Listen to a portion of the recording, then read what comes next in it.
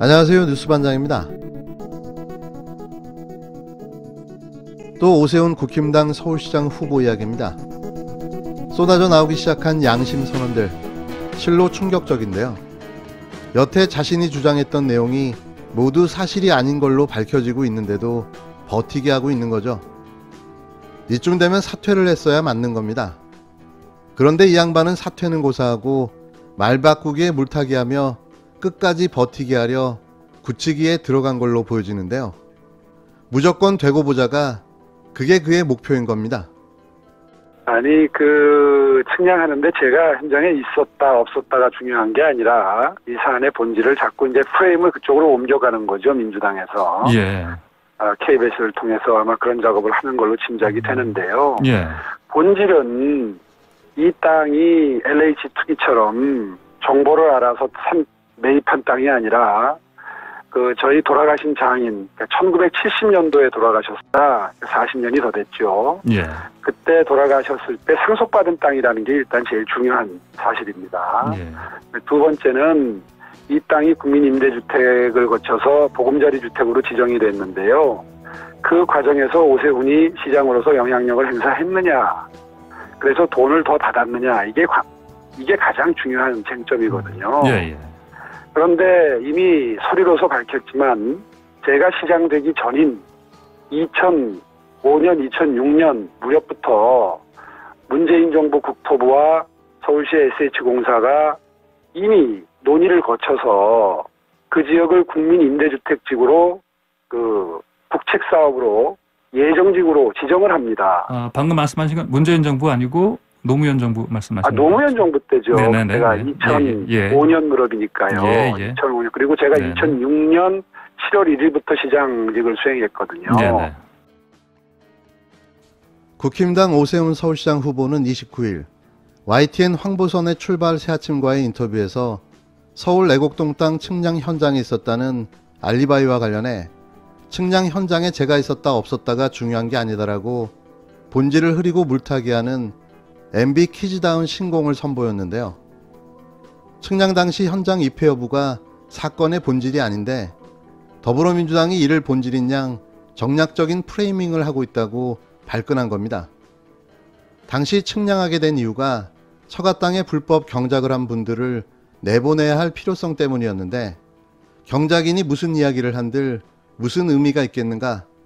또 측량 현장에 제가 있었다 없었다가 중요한 게 아닌데 민주당에서 자꾸 프레임을 그쪽으로 옮겨간다. 저를 거짓말쟁이로 몰고 싶어서 하는 것인데 이 사건의 본질이 아니다라는 황당한 주장을 펴며 본질을 호도했습니다. 그는 요컨대 땅 자체의 존재조차 몰랐다거나 측량에 입회했다는 정도의 거짓말 시비는 문제의 땅이 보금자리 주택지구 지정에 포함되는 과정에서 자신이 관여하거나 압력을 가한 것이 아니냐는 의혹을 벗어내는 사건의 본질은 결코 아니라는 주장인데요. 대국민을 상대로 말장난을 하고 있는 겁니다. 바꿔 말해 그 정도는 충분히 양해 가능한 하얀 거짓말을 한 것뿐인데 자신을 BBK나 다스 소유주 문제로 사기를 쳤던 거짓말의 달인 MB처럼 부도덕한 새빨간 거짓말쟁이로 몰아붙이면 너무 심한 것이 아니냐는 천덕스러운 발뺌인데요. 지나가는 개가 웃을 지경입니다. 입에 침도 안 마르고 거짓말을 밥 먹듯이 한다는 시샘말을 연상시키는 발언이 아닐 수 없는데요. 청렴과 정직은 공직자의 필수적인 기본 덕목이라는 점에서 그의 궤변은 국민 모두를 아연실색케 합니다. 오 후보가 그간 얼마나 말을 바꿔왔는지 그가 내뱉은 발언을 타임라인으로 간추려보면 쉽게 알 수 있는데요. 첫 번째, 저는 당시 이 땅의 존재와 위치를 알지 못했고 지금도 위치를 모른다. 16일 페이스북에 그가 올린 글입니다. 두 번째, 제가 처가의 내곡동 땅에 보금자리 주택지구 지정에 관여하거나 압력을 가했다면 바로 서울시장 후보직에서 사퇴하겠다. 지시를 받은 사람 혹은 부당한 압력을 경험한 서울시 직원, LH 직원이 있으면 양심 선언을 해달라. 16일 TV 토론에서 그가 한 발언입니다. 세 번째, 내곡동 땅 측량 사실을 지금까지 몰랐으며 후보가 처가에 직접 확인한 결과 2005년쯤 불법 점유자가 있어 경계를 정확히 하기 위해 측량한 것으로 확인했다. 측량 현장에 오보가 있었다는 주장은 사실무근이며 당시 측량 현장에서 봤다는 사람은 처가의 양아버지와 처남이었다. 26일 오세훈 후보 측 입장문 내용입니다. 네 번째, 측량 당시 경작인이 무슨 이야기를 한들 무슨 의미가 있겠나? 또 측량 현장에서 제가 있었다 없었다는 중요한 게 아니고 사건의 본질도 아니다. 29일 YTN 라디오와의 인터뷰에서 그가 한 발언입니다. 오보는 매일, 매 시간, 매 순간 단위로 말을 바꾸게 하며 계속해서 본질을 흐리고 물타기하며 거짓말을 밥 먹듯이 하고 있는 거죠. 이에 황교익 막컬럼리스트는 29일 오세훈은 분명히 자신은 내곡동 땅 존재 자체를 모른다고 했다. 자신의 말이 거짓으로 드러나면 후보 사퇴를 하겠다고 했다며 그런데 이제 와서 말을 바꾸고 있다고 직격탄을 날렸습니다. 그는 이날 페이스북을 통해 우리는 정치인에게 성인군자의 인격을 바라지는 않는다며 보통 사람의 윤리의식 정도만 있으면 된다. 오세훈은 거짓말을 하다 들킨 아이처럼 계속 말을 바꾸고 있다고 꼬집었습니다. 그리고는 아이들의 교육에도 좋지 않다.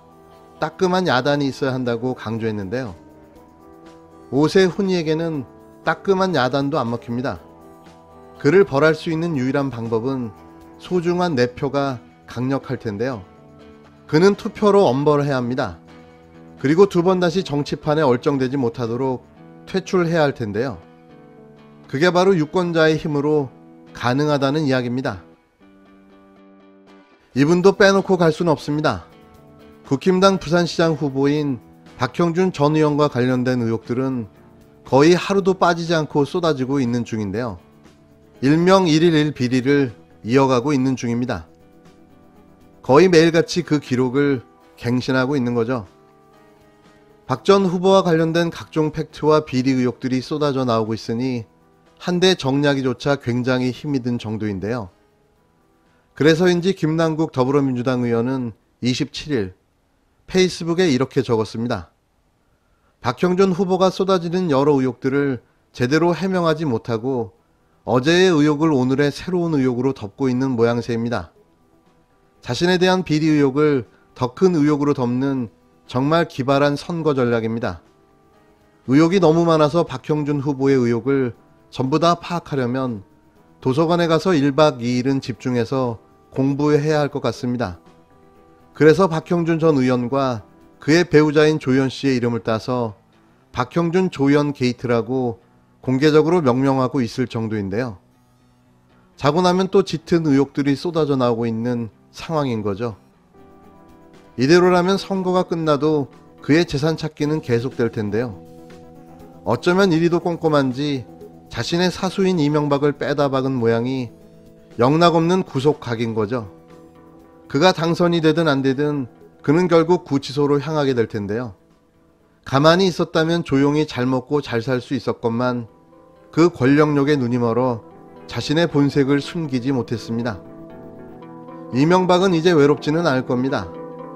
옆방에 그의 가장 최측근이 곧 들어갈 테니 말입니다.